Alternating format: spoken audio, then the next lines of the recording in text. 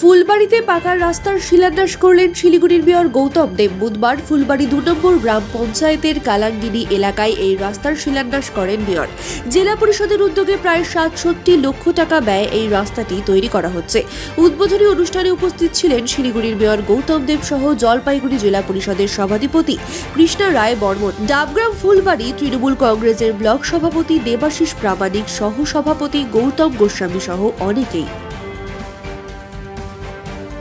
আরো 3টে প্রোগ্রাম এখন আছে করে আমি দিল্লিতে যাব, জাস্ট মেডিকেল চেক আপ থাকে আমার, সেটা করতে। অন্য কিছু ব্যাপার না, একটু জ্বর আছে এই গরম ঠান্ডার জন্য। আমি বিশেষ কিছু বলছি না।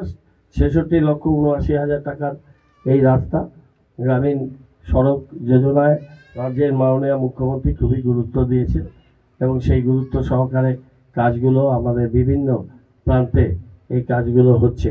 আজকে এটা আমাদের বিধানসভার একেবারে একটা প্রত্যন্ত এলাকা, এখান থেকে একটু দূরে গেলেই বাংলাদেশের বর্ডার। এই জায়গাগুলোকে আমরা উন্নয়নের মানচিত্রে এনেছি। মাননীয় মুখ্যমন্ত্রী তার যে নেতৃত্ব, তার যে আমাদের সাপোর্ট, তার উপরে এটা হয়েছে। আমি আপনাদের সবাইকে অনেক ধন্যবাদ জানাই। তাড়াহুড়ো আছে, আমি রাস্তাটার আনুষ্ঠানিক শিলান্যাস করছি, এজেন্সিকে দিয়ে ভালো করে কাজ করা। আর একটা জিনিস দেখবেন, এজেন্সি যেন কাজটা ভালো করে করে এবং বালি পাথর হারিয়ে যাবে এগুলো আপনারা কে দেবেন না দেবেন আমার দেখার দরকার নেই, কিন্তু এজেন্সিকে কোনো অসুবিধা ফেলবেন না। এবং এখানে যারা নির্বাচিত প্রতিনিধি আছে তারা দেখবেন যে কাজের কোয়ালিটি, যে শিডিউল ধরা আছে সেই শিডিউল অনুযায়ী যেন কাজ হয় এবং নির্মাণ সহায়ক যারা থাকবেন তারাও কাজটা একটুখানি বাড়িতে বসে না থেকে সাইডে এসে যেন তারা দেখেন কাজগুলো যাতে ভালোভাবে হয়।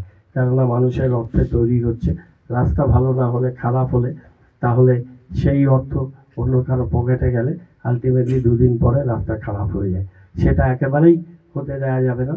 আমরা চাই যে প্রত্যেকটা অর্থ এই রাস্তার জন্য বা অন্য কাজে যেখানেই স্যাংশন হোক না কেন সেই কাজ সেইখানেই খরচ করতে হবে।